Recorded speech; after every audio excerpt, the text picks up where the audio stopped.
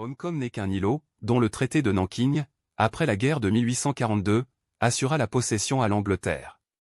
En quelques années, le génie colonisateur de la Grande-Bretagne y avait fondé une ville importante et créé un port, le port Victoria. Cette île est située à l'embouchure de la rivière de Canton, et 60 000 seulement la séparent de la cité portugaise de Macao, bâtie sur l'autre rive. Hong Kong devait nécessairement vaincre Macao dans une lutte commerciale, et maintenant la plus grande partie du transit chinois s'opère par la ville anglaise. Des docks, des hôpitaux, des wharfs, des entrepôts, une cathédrale gothique, un Government House, des rues macadamisées, tout ferait croire qu'une des cités commerçantes des comtés de Kent ou de Surrey, traversant le sphéroïde terrestre, est venue ressortir en ce point de la Chine, presque à ses antipodes. Passepartout, les mains dans les poches, se rendit donc vers le port Victoria, regardant les palanquins, les brouettes à voile, encore en faveur dans le céleste empire, et toute cette foule de Chinois, de Japonais et d'Européens, qui se pressaient dans les rues. À peu de choses près, c'était encore Bombay, Calcutta ou Singapour, que le digne garçon retrouvait sur son parcours. Il y a ainsi comme une traînée de villes anglaises tout autour du monde. Passepartout arriva au port Victoria.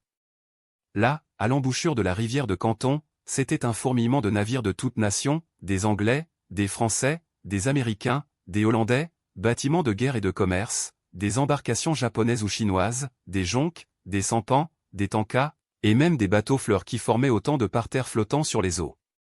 En se promenant, Passepartout remarqua un certain nombre d'indigènes vêtus de jaune, tous très avancés en âge. Étant entré chez un barbier chinois pour se faire raser, à la chinoise, il apprit par le Figaro de l'endroit, qui parlait un assez bon anglais, que ces vieillards avaient tous 80 ans au moins, et qu'à cet âge ils avaient le privilège de porter la couleur jaune, qui est la couleur impériale. Passepartout trouva cela fort drôle, sans trop savoir pourquoi. Sa barbe faite, il se rendit au quai d'embarquement du Carnatic, et là il aperçut Fix qui se promenait de long en large, ce dont il ne fut point étonné. Mais l'inspecteur de police laissait voir sur son visage les marques d'un vif désappointement.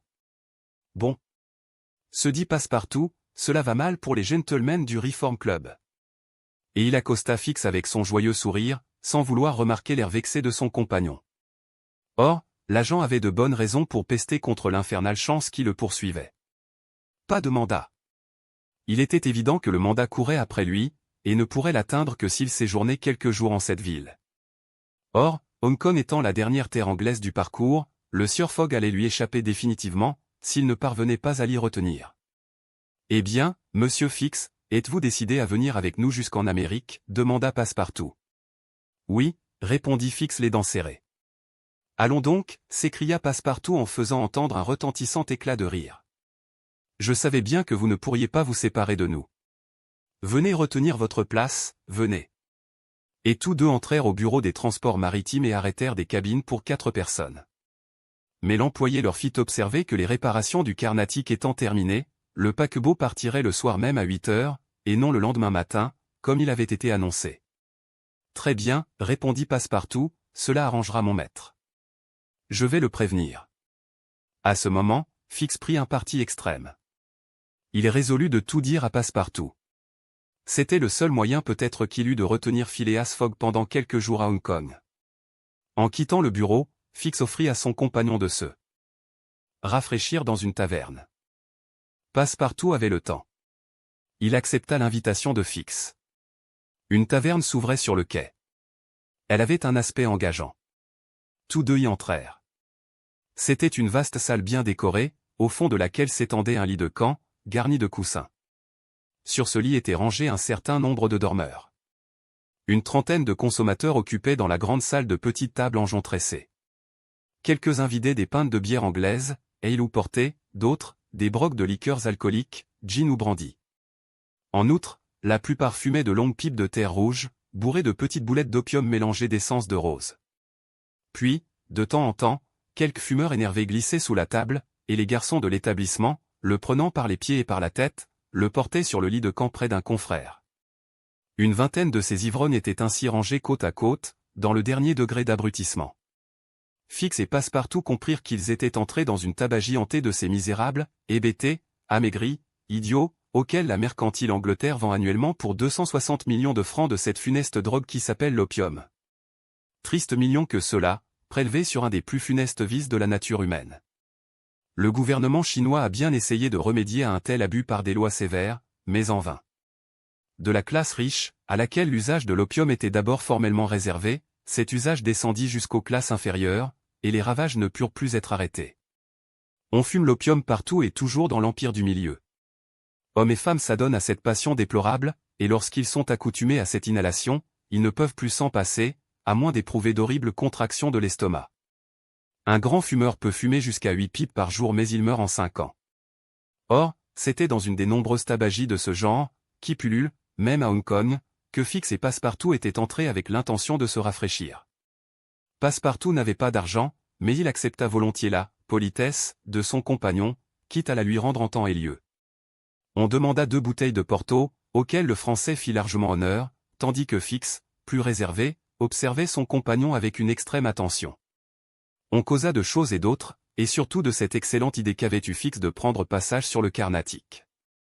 Et à propos de ce steamer, dont le départ se trouvait avancé de quelques heures, Passepartout, les bouteilles étant vides, se leva, afin d'aller prévenir son maître. Fix le retint. Un instant, dit-il. Que voulez-vous, monsieur Fix? J'ai à vous parler de choses sérieuses. De choses sérieuses, s'écria Passepartout en vidant quelques gouttes de vin restées au fond de son verre. Eh bien, nous en parlerons demain. Je n'ai pas le temps aujourd'hui. Restez, répondit Fix. Il s'agit de votre maître. Passepartout, à ce mot, regarda attentivement son interlocuteur. L'expression du visage de Fix lui parut singulière. Il se rassit. Qu'est-ce donc que vous avez à me dire, demanda-t-il. Fix appuya sa main sur le bras de son compagnon et, baissant la voix, vous avez deviné qui j'étais? Lui demanda-t-il. Parbleu, dit Passepartout en souriant. Alors je vais tout vous avouer, maintenant que je sais tout, mon compère. Ah. Voilà qui n'est pas fort. Enfin, allez toujours. Mais auparavant, laissez-moi vous dire que ces gentlemen se sont mis en frais bien inutilement. Inutilement, dit Fix. Vous en parlez à votre aise. On voit bien que vous ne connaissez pas l'importance de la somme. Mais si, je la connais, répondit Passepartout. 20 000 livres. 55 000, reprit Fix, en serrant la main du Français. Quoi, s'écria Passepartout, monsieur. Fogg aurait osé. 55 000 livres. Eh bien. Raison de plus pour ne pas perdre un instant, ajouta-t-il en se levant de nouveau. 55 000 livres, reprit Fix, qui força Passepartout à se rasseoir, après avoir fait apporter un flacon de brandy et si je réussis, je gagne une prime de 2 000 livres. En voulez-vous 500, 12 500 F, à la condition de m'aider. Vous aider, s'écria Passepartout, dont les yeux étaient démesurément ouverts. Oui, m'aider à retenir le sieur Fogg pendant quelques jours à Hong Kong. Hein, fit Passepartout, que dites-vous là? Comment? Non content de faire suivre mon maître, de suspecter sa loyauté, ces gentlemen veulent encore lui susciter des obstacles. J'en suis honteux pour eux. Ah ça! Que voulez-vous dire, demanda Fix. Je veux dire que c'est de la pure indélicatesse. Autant dépouiller monsieur Fogg, et lui prendre l'argent dans la poche. Et c'est bien à cela que nous comptons arriver. Mais c'est un guet-apens, s'écria Passepartout, qui s'animait alors sous l'influence du brandy que lui servait Fix, et qu'il buvait sans s'en apercevoir, un guet-apens véritable. Des gentlemen. Des collègues. Fix commençait à ne plus comprendre. Des collègues, s'écria Passepartout, des membres du Reform Club.